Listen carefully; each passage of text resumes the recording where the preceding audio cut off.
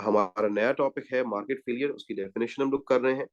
Market failure occurs when freely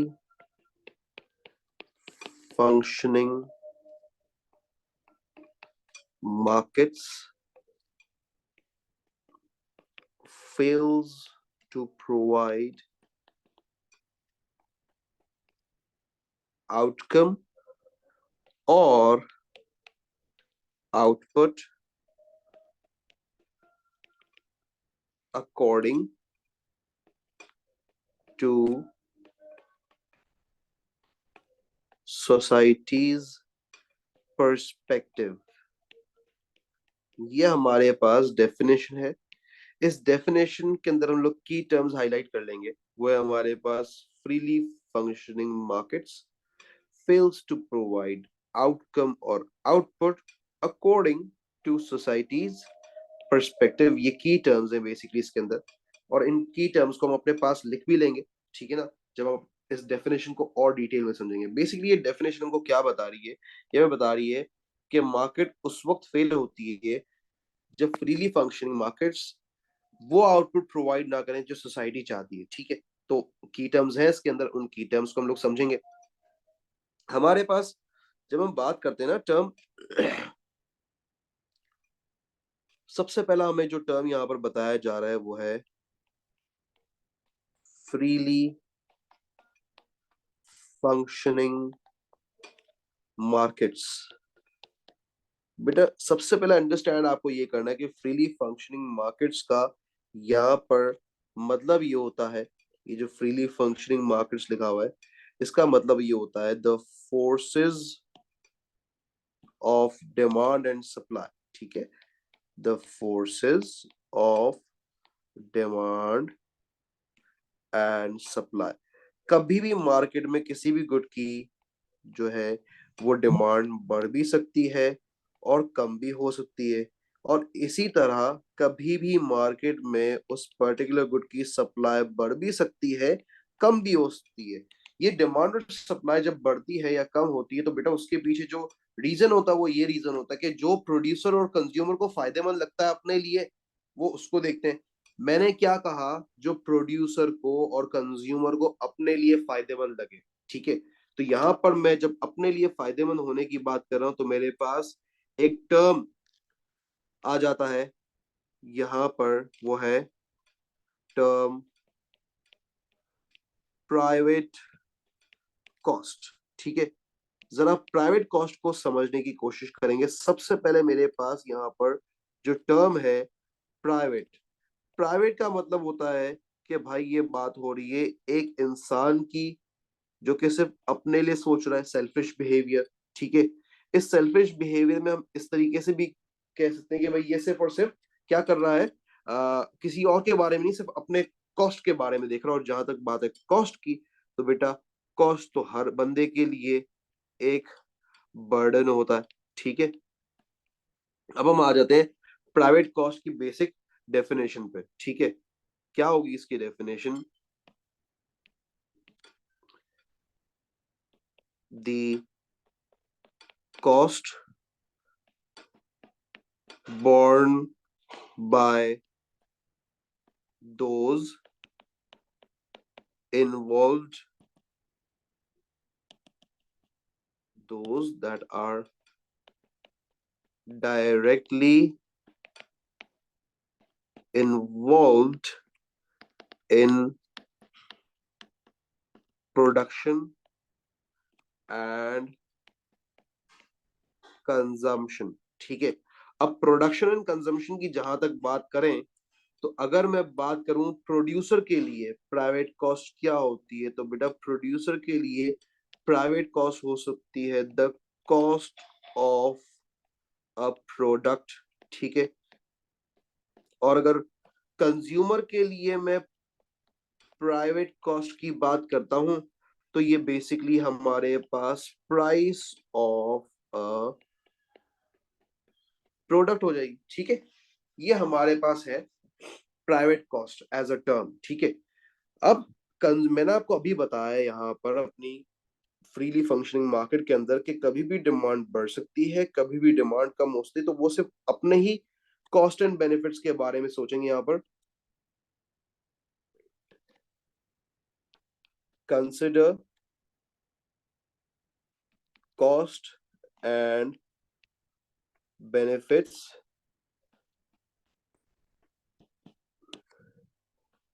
to themselves only, यानी वो सिर्फ और सिर्फ अपने बारे में सोच रहे हैं।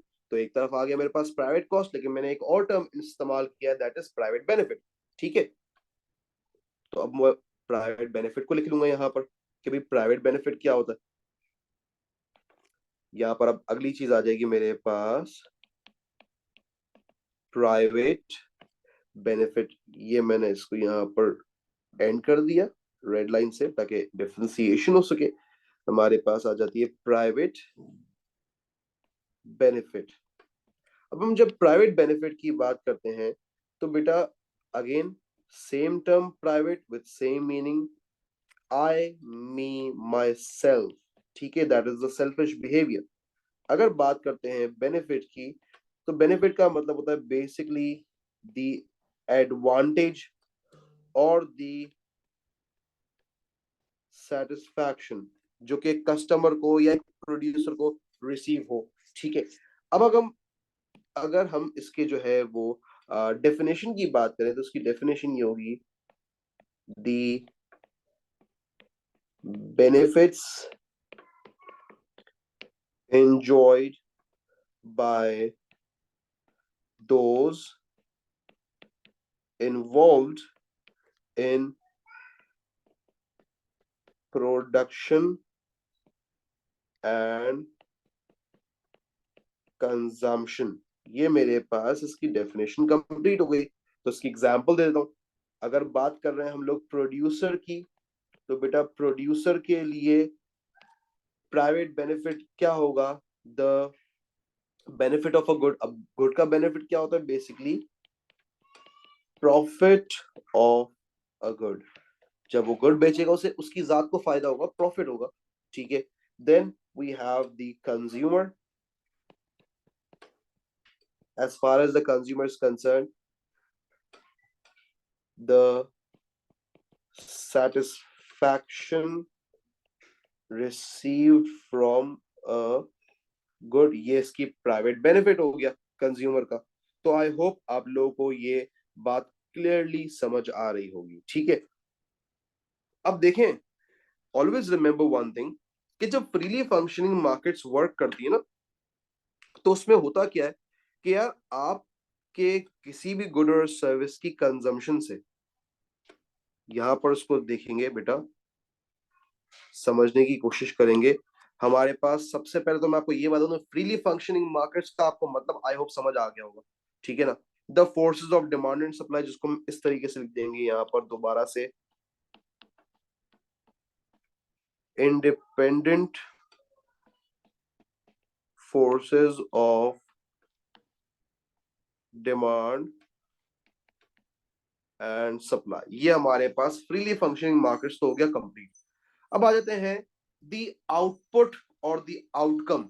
ठीक है ना, हमारे पास अगली चीज है आउटकम स्लैश आउटपुट। अब जब मैं आउटकम और आउटपुट की बात करता हूं तो उसका बेसिक मतलब ये है कि मार्केट में basically types of goods produced. अब हमारे पास देखिए ना, मार्केट में तो हर तरह की चीजें प्रोड्यूस की जाती हैं, अब कोई किसी को रोक थोड़ी ना सकता है। ठीक है, तो यहां पर जो आउटकम प्रोड्यूस हो रहा है, तो क्वेश्चन मार्क यहां पर ये है कि क्या इस आउटकम या आउटपुट से ओवरऑल बेनिफिट है या इस आउटकम से ओवरऑल कॉस्ट है। ठीक है, ये हमारे पास अगला पॉइंट है। ठीक है, जैसे ही मेरे पास अगला पॉइंट डिराइव होता है, मैं इसी चीज को आगे कैरी फॉरवर्ड करता हूं, यानी मैं बात कर रहा हूं ओवरऑल। ओवरऑल में हमारे पास हम लोगों ने दो लोगों की तो बात कर ली, एक हो गया प्रोड्यूसर, एक हो गया कंज्यूमर। अब इनके अलावा भी मार्केट में कुछ लोग होते हैं जिनका प्रोडक्शन और कंजम्पशन से कोई ताल्लुक नहीं होता, ठीक है ना। और दूसरी चीज हम लोग यहाँ पर जो डिस्कस करेंगे वो है हमारे पास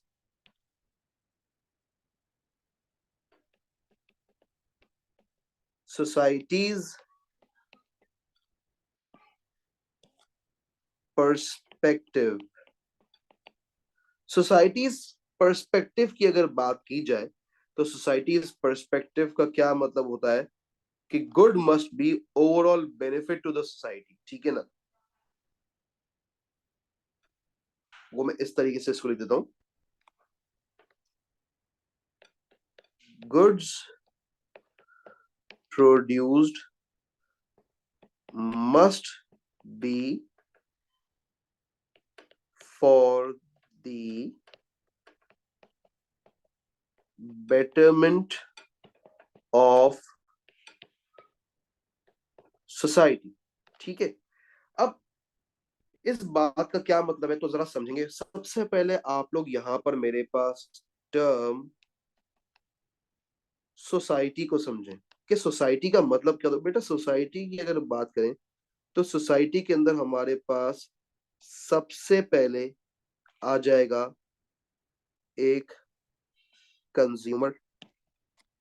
सोसाइटी की बात हुई ना बेटा, एक आ जाएगा कंज्यूमर, ठीक है। इसी सोसाइटी के अंदर कंज्यूमर के साथ साथ होता है एक प्रोड्यूसर, ठीक है।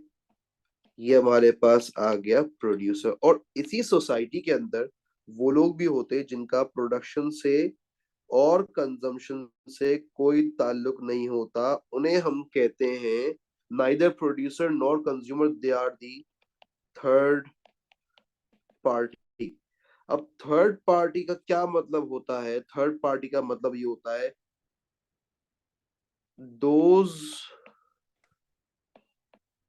नीदर इन्वॉल्व्ड इन प्रोडक्शन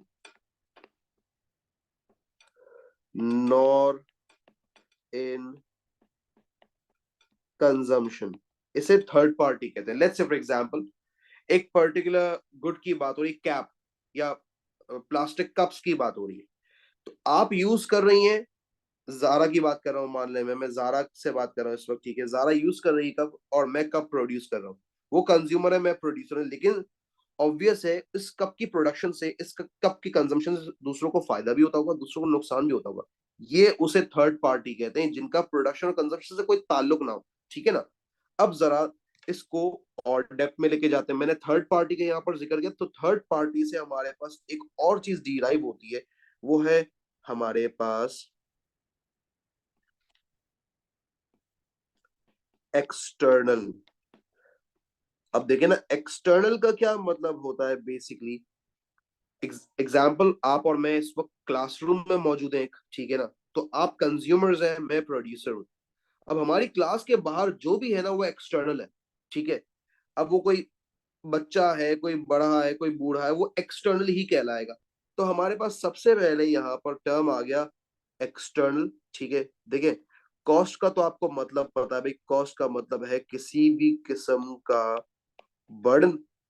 अगर बात करें एक्सटर्नल, तो आपको अभी मैंने बताया एक्सटर्नल का मतलब थर्ड पार्टी होगा, यानी ये वो लोग हैं जिनका प्रोडक्शन कंजम्पशन से कोई ताल्लुक नहीं है, मगर देखें एक्सटर्नल कॉस्ट फिर भी उनको बेयर करनी पड़ती है, ठीक है। इस एक्सटर्नल कॉस्ट का हमारे पास जो है सबसे पहले हम इसका दूसरा नाम ले लेते हैं, वो है हमारे पास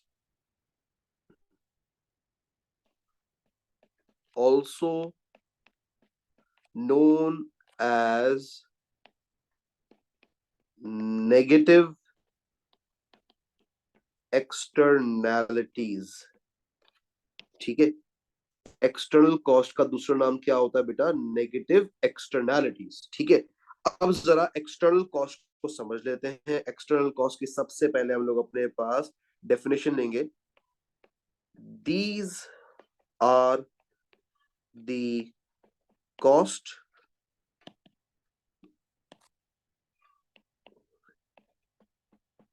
borne by those neither involved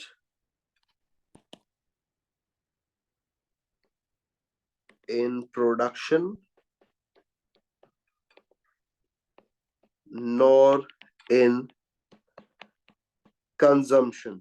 यानी इसका ये मतलब है कि दे आर बेसिकली, ये तो मैंने डेफिनेशन कर ली, वो मैं इस तरीके से लिखूंगा, ये लोग basically indirectly related to trade. आपको पता है ट्रेड का मतलब कंजम्पशन एंड प्रोडक्शन ही होता है, that is the buying and selling. ठीक है, they are basically indirectly related to trade. ठीक है, अब जरा एक्सटर्नल कॉस्ट की एग्जांपल ले लेते हैं। एग्जांपल बड़ी खतरनाक है, इसलिए मैं एग्जांपल बेटा रेड से लिख रहा हूं, दैट इज अल्कोहल, आप कहते हैं सिगरेट्स। पैसिव स्मोकिंग का शिकार होते हैं ना, अक्सर मैं होता हूं, मैं बेसिकली सिगरेट पीता नहीं हूं, मगर मेरे करीब में जितने भी मेरे दोस्त हैं वो सारे सिगरेट्स पीते हैं। अब मैं उनके साथ तो बैठा होता हूँ, अब मैं ना प्रोडक्शन में इन्वॉल्व हूँ ना कंजम्पशन में इन्वॉल्व हूँ, बिला फजूल में मुझे नुकसान हो रहा है, that is the negative externality, और इसका दूसरा नाम होता है एक्सटर्नल कॉस्ट। बेटा मैं यहाँ पर एक पॉज दूंगा, मुझे जरा बताएं कौन है जिसे प्रॉब्लम आ रहा है इस पर्टिकुलर चैप्टर में। अभी तो हम लोग सिर्फ चैप्टर की डेफिनेशन को देख रहे हैं, और उस डेफिनेशन से जो टर्म डिराइव हो रहा है उन्हें देख रहे हैं, अभी तो हम आगे बढ़े ही नहीं है, ये इतना डेप्थ है इस चैप्टर के अंदर। बोले बेटा। सर ये कॉस्ट बॉन्ड का मतलब क्या होता है? कॉस्ट बॉन्ड का मतलब होता है बेयर करना, बर्दाश्त करना, भुगतना।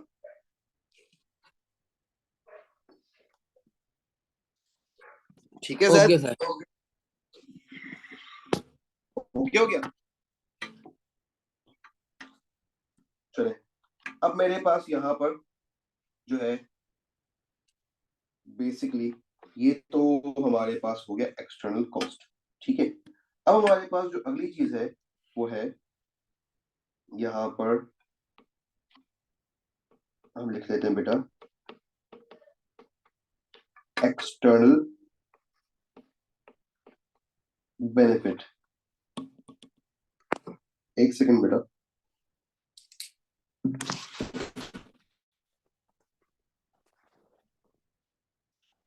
ये हम लिख लेंगे एक्सटर्नल बेनिफिट। ठीक है, मुइज, जैद और जारा, कोई प्रॉब्लम तो नहीं ना, आगे बढ़ जाओ ना बेटा।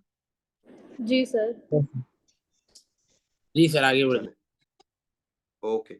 एक्सटर्नल बेनिफिट की अगर बात करें हमारे पास, तो सबसे पहले इसको हाईलाइट करेंगे। As far as the term benefit is concern, benefit आपको मैंने बताया भी किसी भी किस्म का जब एडवांटेज मिले या किसी भी किस्म की सेटिस्फैक्शन मिल रही हो, और you can say the benefit in the end, ठीक है ना, उसे जो है वो बेनिफिट सिंपल कहते हैं, फायदा।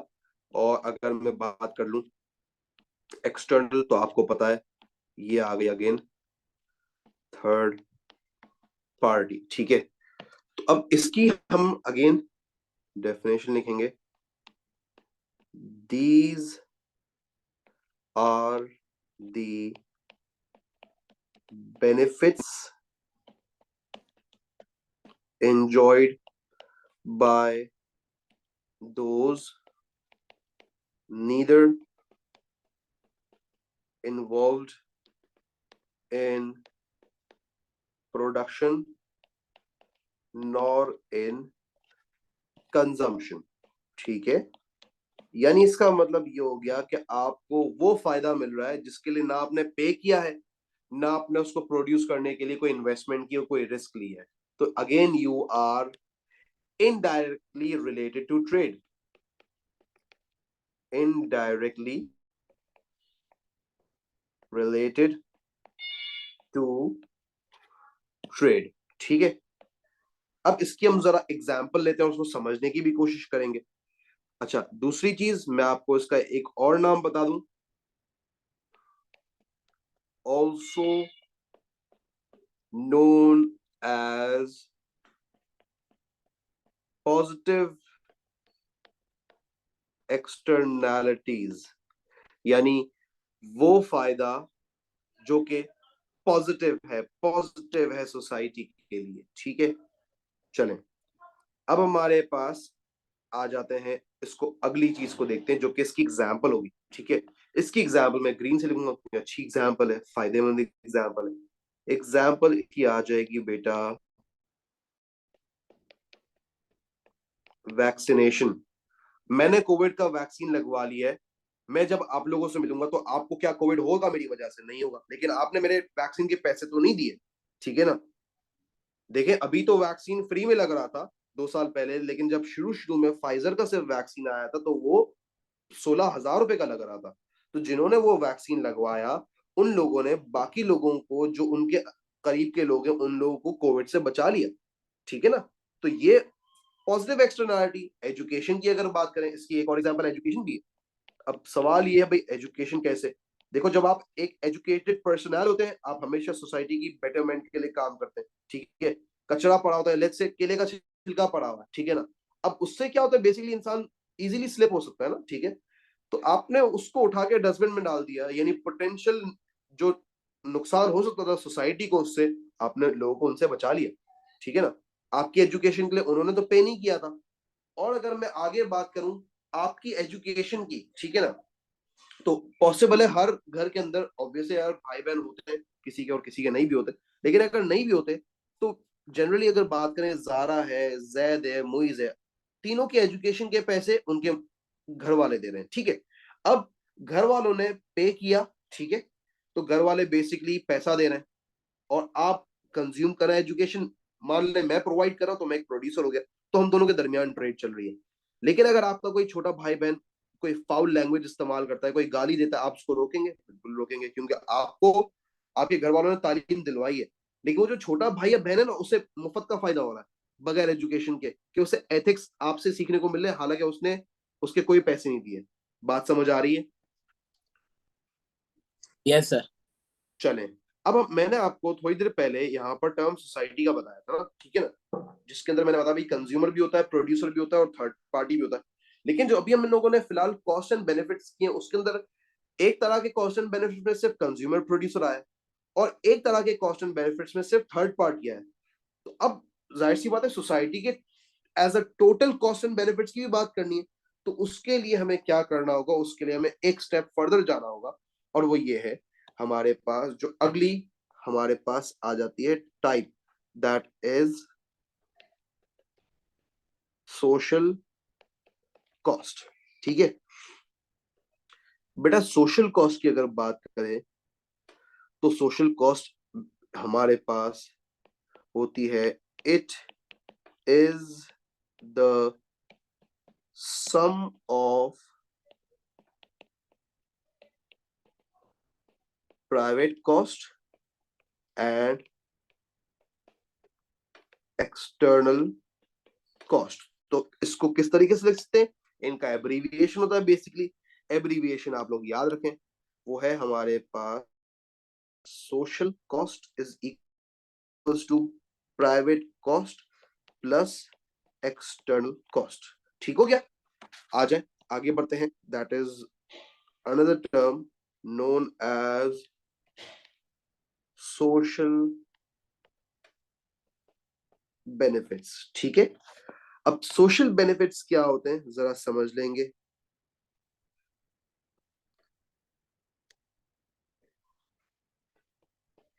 It is the sum of private benefit and external benefits। ठीक है, और इसको मैं ग्रीन से लिखूंगा क्योंकि बेनिफिट है। Social benefit is equals to private benefit plus external benefit. कोई सीन है, कोई प्रॉब्लम है मेरे बच्चों? कोई मसला है तो बोलो। No sir. जारा और जैद? No no sir. चलें, अब हमारे पास यहाँ पर जैसे ही हम लोगों ने ये चीज कंप्लीट कर ली, ठीक है। और हमारे पास जो हमारा टॉपिक स्टार्ट हम लोगों ने किया है वो मार्केट फेलियर है। प्लीज एक दफा आप लोग इसके स्क्रीनशॉट लेकर रिवाइज कर लें। आगे जब बढ़ेंगे तो हमें ये चीजें याद होनी चाहिए ना, तो आपके पास स्क्रीनशॉट्स होने चाहिए। तो बेटा स्क्रीनशॉट्स लें जल्दी से।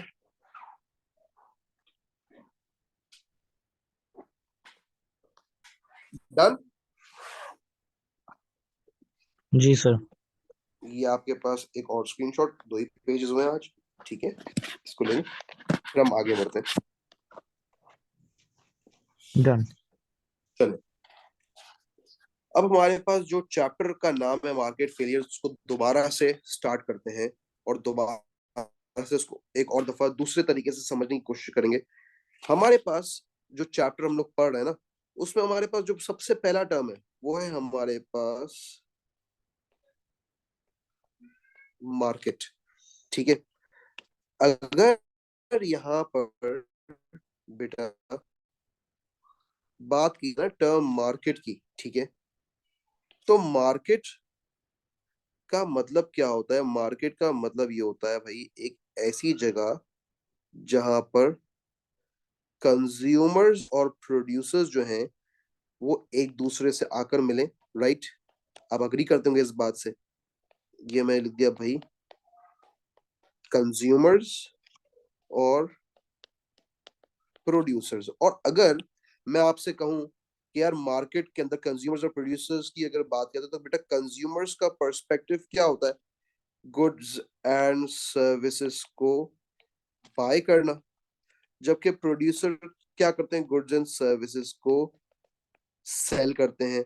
अच्छा, जब आप गुड और सर्विस को बाय करते हो तो इसका ये मतलब है कि गुड और सर्विस को डिमांड किया जा रहा है, और जब आप सेल करते हैं तो इसका ये मतलब है गुड और सर्विस को जो है वो सप्लाई किया जा रहा है।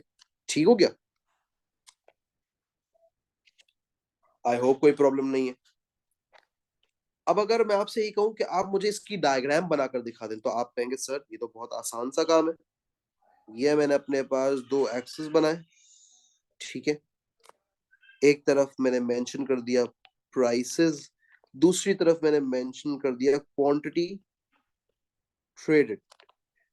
ये एक डाउनवर्ड स्लोपिंग डिमांड, हमें पता है डाउनवर्ड स्लोपिंग क्यों होता है, क्योंकि negative relation with the price है। एक upward sloping supply, positive relation with price, जिसकी वजह से हमारे पास सप्लाई अपवर्ड बनता है। फिर हम एग्जामिनर को बताएंगे भाई मार्केट का मतलब ये होता है कि जहां ये एक दूसरे के इक्वल है ना, ठीक है।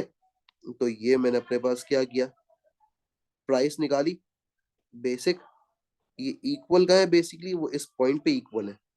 और ये हमारे पास क्वांटिटी ट्रेडेड आ गई, ठीक है। मुझे पता है किसको प्रॉब्लम है यहाँ पर। ये बात हो रही है मार्केट की, ठीक है। इसमें मैंने मार्केट फेलियर अभी तक नहीं बताया आपको। अच्छा, अब जब आप कोई भी गुड और सर्विस को ऑब्वियस है जब डिमांड करेंगे, तो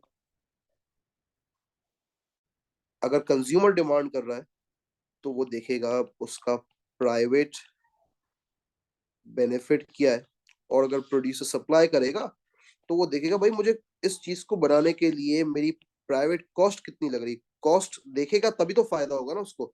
अगर कॉस्ट नहीं देखेगा तो वो प्रॉफिट तो कमा ही नहीं सकता।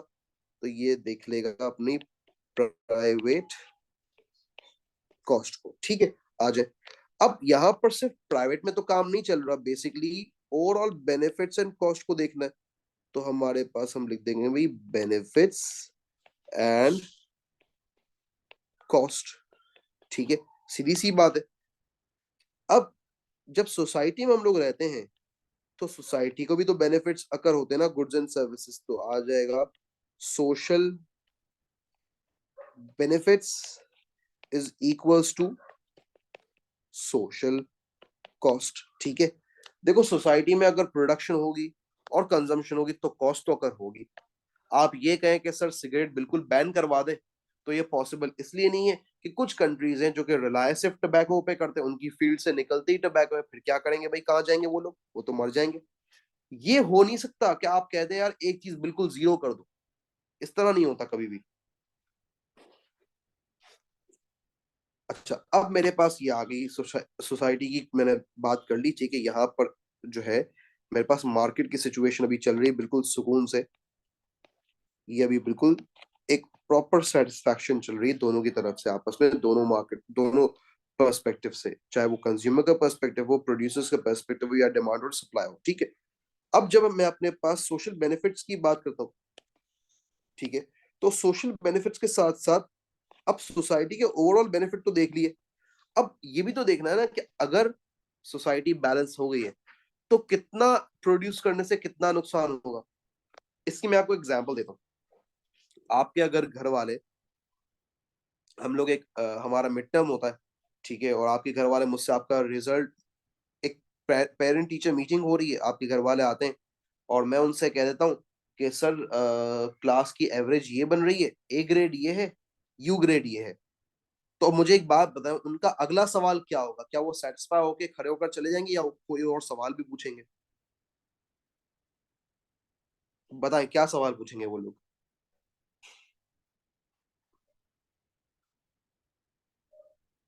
Guys speak up, come on, क्या सर सवाल पूछेंगे वो लोग? पूछेंगे ना क्या मसला है ये सब वगैरह। वो ये पूछेंगे, वो बोलेंगे भाई मुझे मेरे बच्चे का तो रिजल्ट बताओ। वो सबसे पहले तो उनका सवाल ये होगा, यानी वो पर यूनिट बात करेंगे, हर एक यूनिट के रिगार्डिंग वो पूछेंगे, सर आपने मुझे हाईएस्ट बता दिया, आपने मुझे लोएस्ट बता दिया, आप मुझे क्लास की एवरेज बता रहे हैं, आप मुझे ये तो बताए मेरे बच्चे के कितने हैं, जिसके हाईएस्ट है उसके कितने मार्क्स हैं, जिसके लोएस्ट है उसके कितने मार्क्स, मेरा बच्चा अगर फेल हुआ है तो कितने मार्क्स से फेल हुआ है। तो वहां पर आ जाता है ना टर्म मार्जिनल, ये आ जाता है मार्जिनल सोशल बेनिफिट, और इधर आ जाता है मार्जिनल सोशल कॉस्ट। घबराना नहीं, पहले मुझे सिर्फ इसको समझाने देना, नहीं समझा मैं दोबारा समझा दूंगा। जब मैं बात करता हूं ना यहाँ पर आप लोगों से, और मैं आपको बता रहा हूँ कि यार यहाँ पर हम लोग बात कर रहे हैं टर्म मार्जिनल सोशल बेनिफिट और मार्जिनल सोशल कॉस्ट, जो है वो एक दूसरे के इक्वल होनी चाहिए, ठीक है। तो बेटा इसका मतलब क्या होता है? इसका मतलब ये होता है, समझना बात को, पहले मैं आपको इसका मतलब बता दूं। जब मैं बात करता हूं बेटा मार्जिनल सोशल बेनिफिट की, तो इसकी डेफिनेशन होती है, यहां पर डेफिनेशन लिखूंगा, it is the satisfaction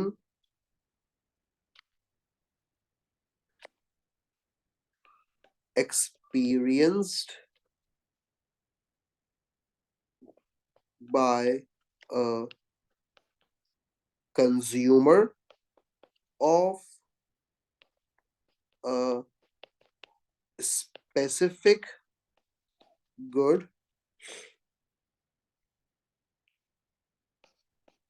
plus or minus the overall environmental and social cost and benefits।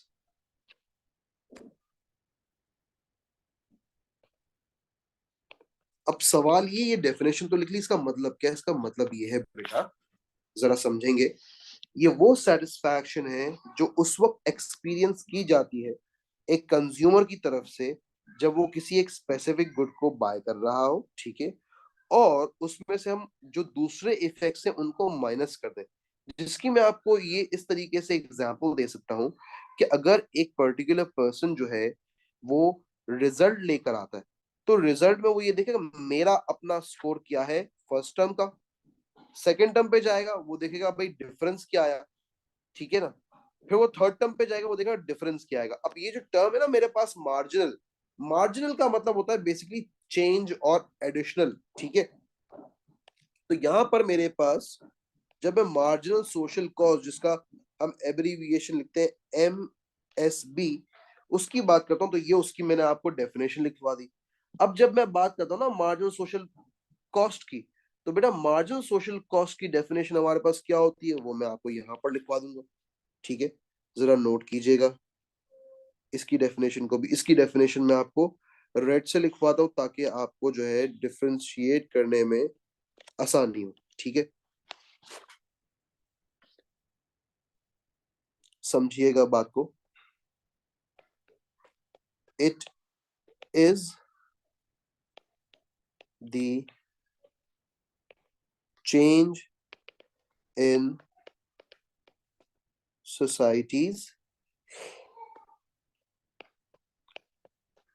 total cost brought about by the production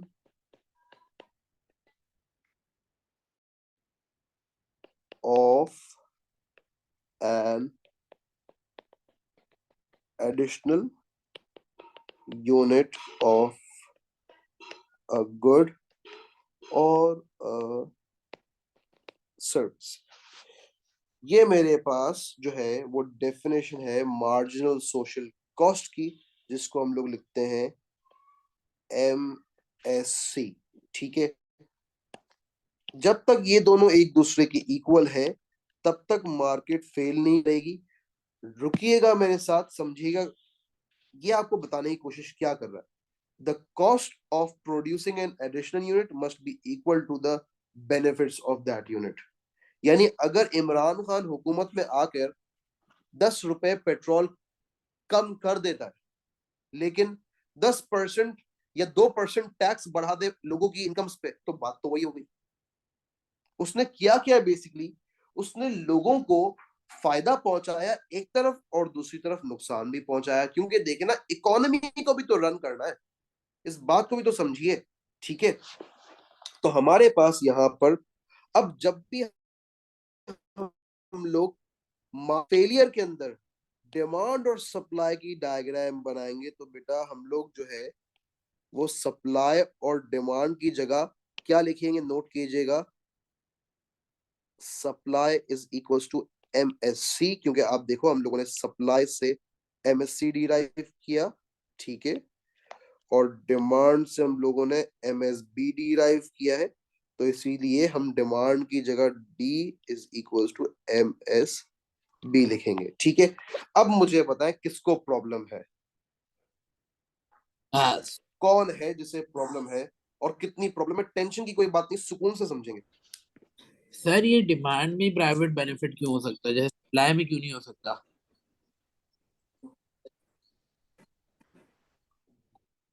good question highlighted, very good question.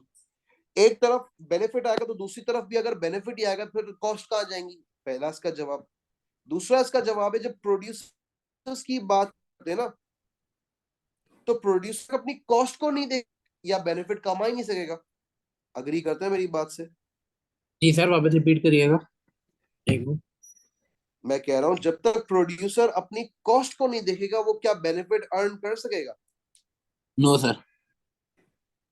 बस इतनी सी बात है, इसीलिए उसे वो कॉस्ट को देखता है, एक पर्सपेक्टिव कॉस्ट का, दूसरा पर्सपेक्टिव बेनिफिट का।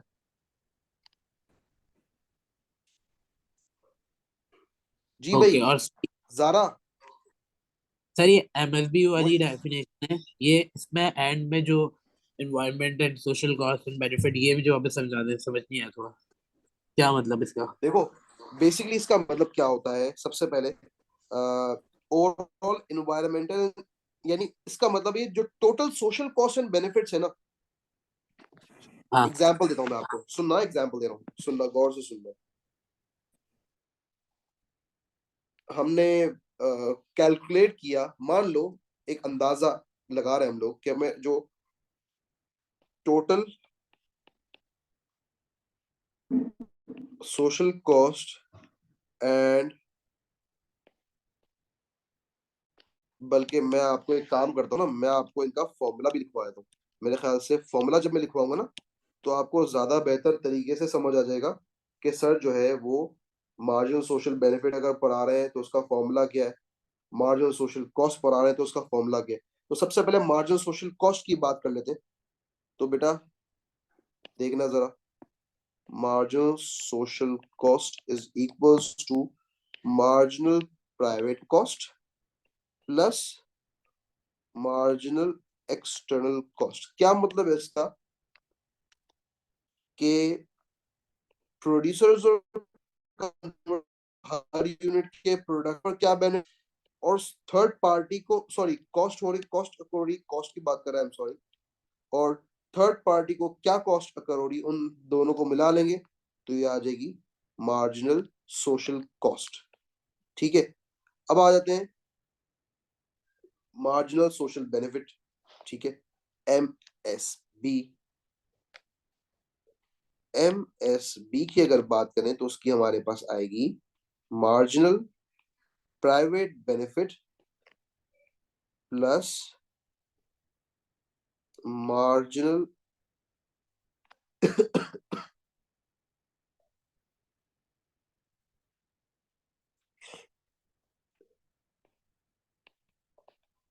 External benefit. ठीक है, ये हमारे पास बेसिकली आपको क्या बताना चाह रही है फॉर्मूला।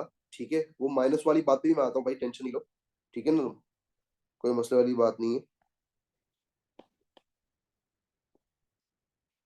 सबसे पहले तो इस फॉर्मूले को ये आ गया एक्सटर्नल बेनिफिट। ठीक है, बेसिकली प्राइवेट बेनिफिट्स क्या होते हैं? Private benefits basically are experience by either consumer और प्रोड्यूसर, ये तो हमें पता है। ठीक है, फॉर एग्जांपल आप गाड़ी परचेज करते हैं, ठीक है, कंज्यूमर पे कर रहा है गाड़ी के लिए प्रोड्यूसर को, उसकी जो है वो जो भी उसका फायदा या एक्स वाई जी, लेकिन अब जो उसकी पोल्यूशन है वो क्या है, वो तो एक्सटर्नल है ना, बात कर रहा हूं मैं आपसे। ठीक है, ये हमारे पास इस तरीके से। दूसरी चीज जो मैंने आपको अभी यहाँ लिखवाई है वो ये लिखवाई है बेटा, जो आप कह रहे हैं overall environmental and social cost and benefits को जब मैं माइनस कर दूंगा, ठीक है, तो मेरे पास, या प्लस जैसी सिचुएशन है, तो मेरे पास ये आ जाएगा the satisfaction experience by consumer of a specific good. ठीक है, अब अगर कंज्यूमर की बात कर रहे हैं, ठीक है, तो कंज्यूमर की बात करेंगे, प्रोड्यूसर की बात कर रहे हैं तो प्रोड्यूसर की बात करेंगे। अगर मुझे मार्जिनल सोशल बेनिफिट निकालना है तो मार्जिनल सोशल बेनिफिट का मतलब क्या होता है, वो सेटिस्फैक्शन जो मैं गेन कर रहा हूं minus the overall environmental cost and benefits, minus करना है बेसिकली। फॉर्मूला एक अलग चीज है, फॉर्मूले में मैं कुछ और कर रहा हूं, ठीक है ना, डेफिनेशन में कुछ और हो रहा है। बोल भाई किसको प्रॉब्लम है? और सर ये चीज ये भी पूछनी थी, लाइक ये जो प्राइवेट कॉस्ट प्राइवेट बेनिफिट है, हमेशा प्राइवेट कॉस्ट सप्लाई के साथ ही जाएगी? कि जैसे सप्लाई के साथ लाजमी है कि एमएससी आए, कभी एमएसबी नहीं आ सकता? नहीं आ सकता, कभी भी नहीं आ सकता, कभी भी नहीं आ सकता, क्योंकि मैंने आपको क्या बताया, सप्लायर सबसे पहले अपनी कॉस्ट को कंसिडर करता है, और वो जब भी प्रोड्यूस करता है तो कॉस्ट अकर भी करवाता है। देखो ओके।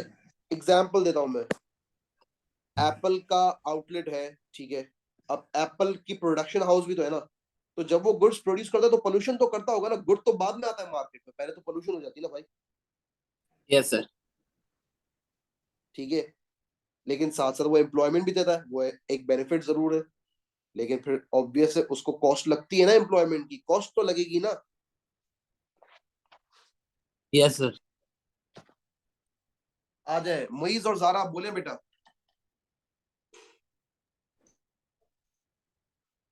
सर मुझे मार्जिनल आपकी आवाज नहीं आ रही बेटा। सोशल बेनिफिट समझ में आ, लेकिन सोशल कॉस्ट वाला थोड़ा सा मुश्किल लग रहा है। सोशल कॉस्ट ये वाला यहाँ पर? सर मैं कह रही हूँ कि मार्जिनल सोशल कॉस्ट है ना, हाँ हाँ, मुझे वो समझ में नहीं आई है। ठीक है, मार्जिनल सोशल कॉस्ट का क्या मतलब होता है बेसिकली कि अगर सबसे पहले तो उसकी डेफिनेशन पढ़ेंगे. It is the change in society's total cost brought about by the production of an additional unit of a good or service. Let's say for example society के अंदर 100 पेंसिल्स प्रोड्यूस हो रही हैं. ज़ारा मेरी बात का आप जवाब देंगी, ठीक है? 100 पेंसिल सोसाइटी के अंदर प्रोड्यूस हो रही हैं. अब अगर मुझे देखना है कि यार सोसाइटी के अंदर जो पेंसिल्स प्रोड्यूस हो रहे हैं उसकी कॉस्ट कितनी है, तो मैं तो कॉस्ट निकाल लूंगा कि भाई ये प्रोडक्शन कॉस्ट है, ठीक है, XYZ जो भी जी मेरी कॉस्ट निकल रही है. इस कॉस्ट का सिर्फ ये मतलब नहीं कि इसके अंदर प्रोडक्शन कॉस्ट शामिल है, इसके अंदर overall cost to the society in form of pollution भी शामिल है. अब अगर मुझे 101 पेंसिल्स बनानी है तो मैं क्या देखूंगा, मैं देखूंगा कि 100 पेंसिल की जो मेरी कॉस्ट और मिडिल में जो मैंने सर एक और आपकी पेंसिल आवाज बनाई अटक रही उसकी है। जो कॉस्ट है. आई एम रियली सॉरी बेटा. अब मुझे बताया आपको मेरी आवाज प्रॉपरली आ रही है? जी अब आ रही है। तो नोट करना मेरी बात को. पहले एक इकोनॉमी प्रोड्यूस करती थी 10 यूनिट्स, ठीक है. अब वो जब 11 यूनिट्स प्रोड्यूस करेगी तो उसे कैसे पता चलेगा मार्जिनल कॉस्ट क्या है, तो वो हर यूनिट की कॉस्ट निकालेगी. बात समझ आई? जब भी हम जी मार्जिनल, अगर सिर्फ आपको टर्म मार्जिनल का मतलब समझना है ना, टर्म मार्जिनल का मतलब क्या होता है, ये मार्जिनल का सिंपल मतलब ये होता है चेंज. इस बात को अभी याद रखें. या फिर एडिशनल. अब देखो सीधी सी बात है, मैंने आपको बताया 10 यूनिट्स प्रोड्यूस करते, 10 से जब 11 पे गए तो चेंज आया कि नहीं आया? आया है. कितने का चेंज आया? 1 का चेंज आया. 1 एडिशनल भी है और 1 चेंज भी है ना. ठीक था। बा, बात समझ आ रही? इसे जी बोलते हैं मार्जिनल. ये मार्जिनल का ये मतलब है. अब जी मार्जिनल आ सोशल रही cost is basically the change in social cost. Marginal social benefit is the change in social benefit. इतना ये आपको याद रखना. ये डेफिनेशन तो यार जाहिर सी बात है किताबी डेफिनेशन होती है. डेफिनेशन से अगर समझ आ जाता तो हम लोग इकोनॉमिक्स पढ़ते ही नहीं. जी समझ आ गया सर अब। समझ आ गया? कुछ भी नहीं है, बहुत सिंपल है. टर्म मुश्किल है. द कॉस्ट ऑफ जी प्रोड्यूसिंग समझ एन में आ additional unit, the benefit of producing an additional unit. Simple. और सोशल है तो सोसाइटी को क्या बेनिफिट हो रहा है एक एक्स्ट्रा यूनिट प्रोड्यूस करने से, और सोसाइटी को क्या कॉस्ट लग रही है एक एक्स्ट्रा यूनिट के प्रोडक्शन से. कहानी खत्म.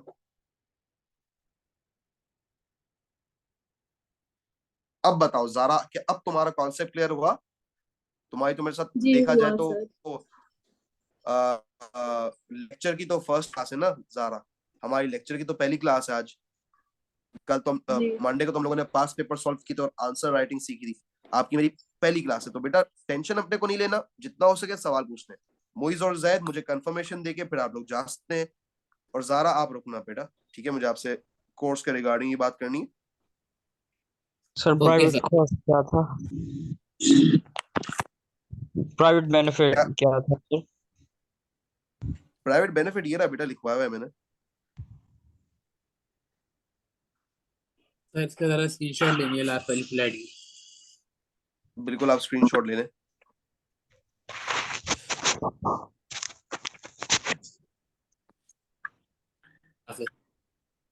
Done sir. ठीक है, तो आप जा सकते हैं. आप लोग जिसको रुकना है वो रुक सकता है, अगर कोई प्रॉब्लम है बाकी आप लोग जा सकते हैं. बाकी ज़ारा आप रुकना, मुझे आपसे बात करनी है. ओके सर, अल्लाह जी हाफिज. ठीक है सर। चले बेटा, टेक केयर, खुदा ओके हाफिज. सर। ओके सर, अल्लाह हाफिज.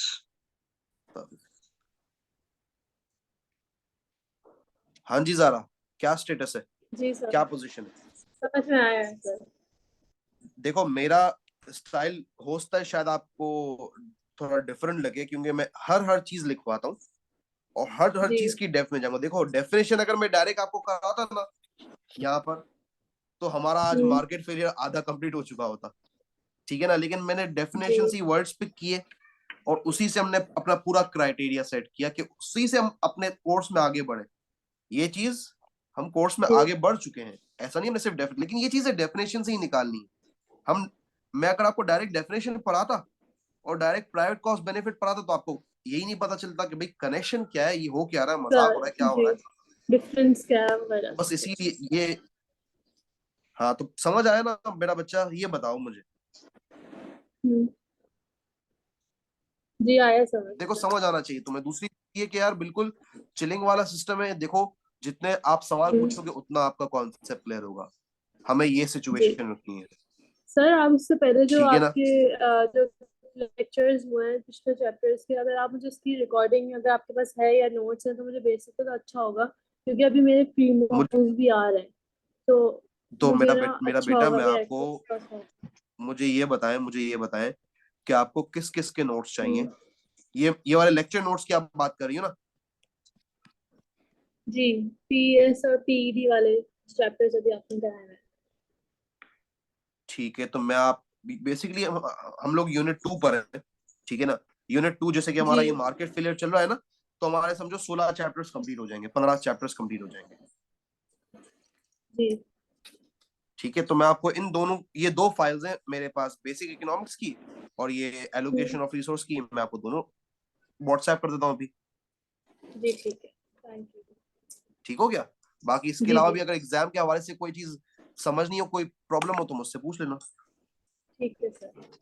ठीक है बेटा, जी जी, चलो टेक अगर सर केयर, अगर खुदा आगे के हाफिज। चैप्टर्स में से कुछ हाँ, समझना हो तो आप समझा देंगे ना। मैं आपको समझा दूंगा टाइम के अकॉर्डिंग। मुझे नहीं पता आपका एग्जाम कब है। सर मेरा नेक्स्ट फ्राइडे को है। नेक्स्ट फ्राइडे तो बहुत करीब है, कैसे समझाऊंगा, मुझे तो नहीं पता तुम्हें क्या क्या समझना है। खैर तुम मुझे अपनी क्वेरीज भेज देना, मैं जितना हो जी सकेगा तुम्हें समझा दूंगा, कोई मसले वाली बात नहीं है। ठीक है, जज़ाकल्लाह। ठीक है ना मेरा बेटा, खुश जी रहो। नहीं नहीं, टेंशन नहीं लो, बस दुआ करो मेरे लिए, ठीक जी है। जी जरूर। चलो अल्लाह बेटा, टेक हाफिज। केयर, खुदा हाफिज, अल्लाह हाफिज।